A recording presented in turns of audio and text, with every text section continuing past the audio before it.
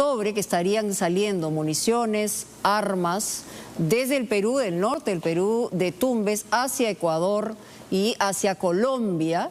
Y la verdad que lo que requerimos son respuestas sobre qué es verdaderamente lo que está ocurriendo, ¿no? Sobre todo en la institución, y hablamos del ejército peruano. Congresista Bazán, muy buenas noches. Muy buenas noches, Mónica. Como siempre, un gusto comunicarme con ustedes. Bastante preocupados porque esta situación se vuelve a repetir. Hay que recordar que ya lo hemos visto en otros gobiernos y definitivamente un excelente trabajo de su equipo de investigación. Este es un tema que vamos a colocar en la agenda de la Comisión de Defensa Nacional y Orden Interno. Vamos a convocar en una sesión extraordinaria al ministro de Defensa y a los jefes del ejército que correspondan para que puedan dar una explicación.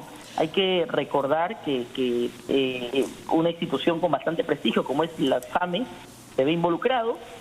También hay que decirlo, cada cartucho tiene un número de lote y obviamente se sabe cuál es el destinatario final de estas municiones. Entonces, a través de ello podemos saber definitivamente dónde fue la filtración. Sé que el ejército ha reforzado la seguridad para evitar este tipo de situaciones, pero vemos que todavía sucede. Entonces vamos a llegar hasta el final desde la Cuando habla, congresista Bazán, de que ha ocurrido en otros gobiernos, en realidad usted se remonta ¿a qué? ¿Al gobierno de Fujimori? ¿Estamos hablando de Montesinos? ¿Estamos hablando de qué situaciones específicamente? Tengo entendido que sucedió en el gobierno de Fujimori, sucedió en el gobierno del señor Ollantumala también, y hoy se vuelve a repetir.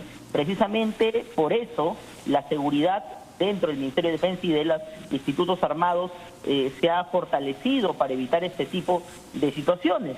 Entonces acá se tienen que dar explicaciones definitivamente. Tenemos que investigar la procedencia de las municiones, determinar también las responsabilidades.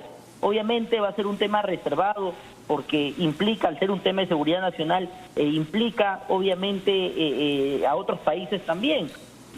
Yo quiero recordar que acá también no solo es ese tema el que está ahora en discusión, sino también el de la filtración de información por este grupo de hackers denominado Guacamaya. Hace 4 semanas nosotros le consultamos al ministro de Defensa dentro de la comisión cuánto había sido la filtración. Él nos indicó que ya tenía un peritaje que estaba bastante avanzado y que nos iba a entregar información hace 2 semanas. No lo ha hecho. Le estamos solicitando de manera reiterada saber qué tipo de información es la que se ha filtrado, porque vemos que lo que sucede en otros países ha sido información bastante delicada que vulnera obviamente la seguridad nacional. Ahora, a lo que hemos accedido y que se ha puesto en evidencia estos informes enviados por la inteligencia ecuatoriana, es decir, del ejército ecuatoriano a la inteligencia y al ejército peruano, es decir, información sobre el tema.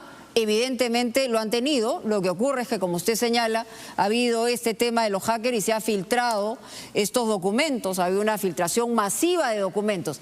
En un primer momento me dio la impresión que aquí se minimizó esta circunstancia y finalmente esta revelación pone, digamos, en el mapa una denuncia que puede ser gravísima. ¿A quiénes estarían ustedes llamando, además del ministro de Defensa, a la Comisión de Defensa?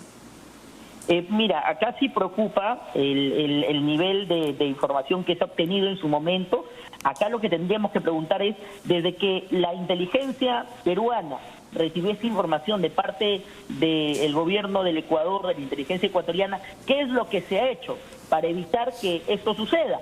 Entonces sería gravísimo que no se haya actuado y que aparentemente se intente tapar la situación.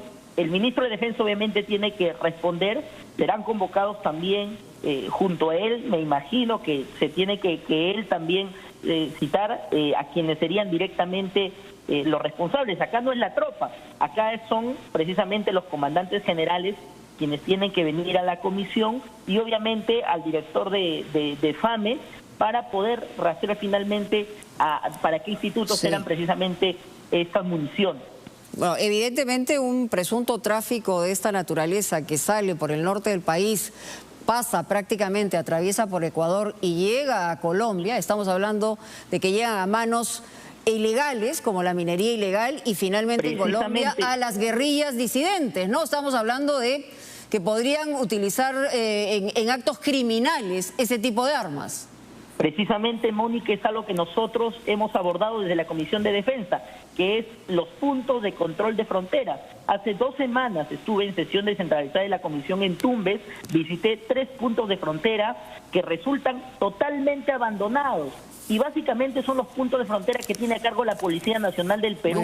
No existe una unidad ejecutora. Lamentablemente, perfecto, las fronteras del país resultan siendo una coladera, no solo para estos actos ilícitos, sino también para tráfico de personas, también para tráfico de minería ilegal, lo que tú en sus reportajes también han mencionado, y otro tipo de cosas también que deben finalmente ponerse un freno desde este gobierno. Bueno, esperemos que haya respuestas prontas porque el país así lo requiere. Muchas gracias, congresista Bazán, presidente de la Comisión de Defensa, por su rápida respuesta.